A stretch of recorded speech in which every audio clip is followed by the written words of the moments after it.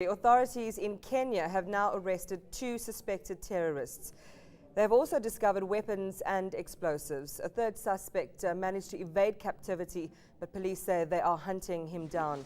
The explosives were discovered in a vehicle, along with an AK-47 rifle.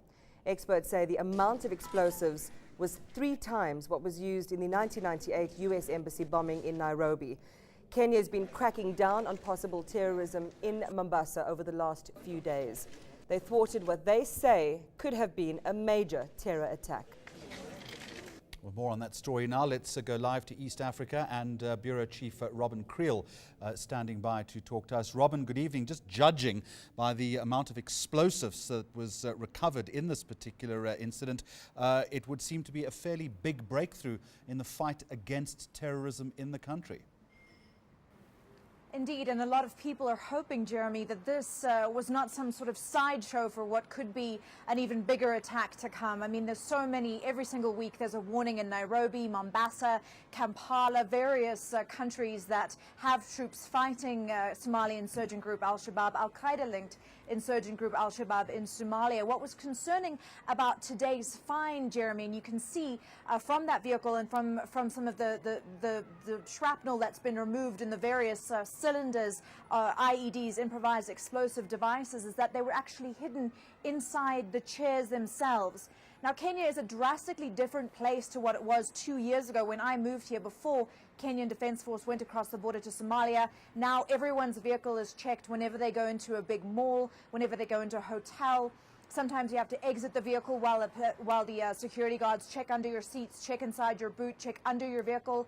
But they never check the seats themselves, and I think this is going to be quite significant for how people do business, security business at least, here in Kenya over the next few weeks. Let's focus now on Somalia. We've seen a second attack in that country within 48 hours, obviously a renewed upsurge.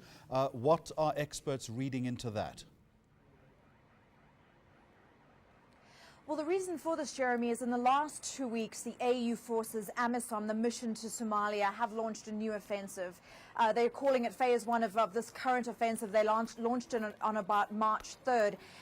This attack came in Sector 4. It's the Djiboutian contingent, which has mainly been fighting. They're one of the troop contributing countries, Djibouti. They've been fighting Sector 4, and they seized the town of Bulaberti just a few days ago over the weekend, and it was considered a very significant gain for the AU forces. It's been under Shabaab control for the past 6 years.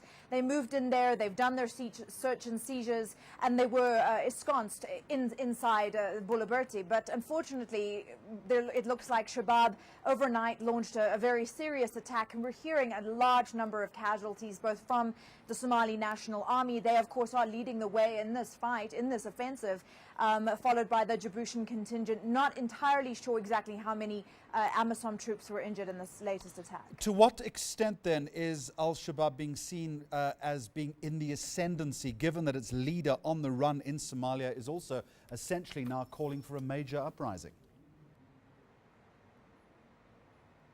Well, that was the concern, and I think that's why you've seen so many terror threats and various messages coming down through intelligence services from around the world, Jeremy, the last few weeks. Is ever since Godani, his name is Godani, and he is the self-proclaimed leader of Al-Shabaab, ever since he gave a speech in which he condemned the Ethiopian involvement in AMISOM. Ethiopia just recently joined and rehatted to the AU force. Ever since he spoke, people have been on edge, because usually once he speaks, a major terror attack is followed by a major terror attack. The last time he spoke was before the Westgate attack, in which 67 people were killed in the mall here in Nairobi. So everyone very much on edge. We're not sure where this explosive-laden vehicle was due to go. The intelligence services either haven't found that out yet themselves in Mombasa, or they are not letting us know. But we do understand that it was going to be a very congested, very crowded area in Mombasa, tourist city. Plenty of people, second biggest city in Kenya. It could have killed a huge number of people, Jeremy, so a huge find for Kenya and Kenyan authorities. And the FBI, I might add, were also part of this operation. You deserve to know more. eNCA.com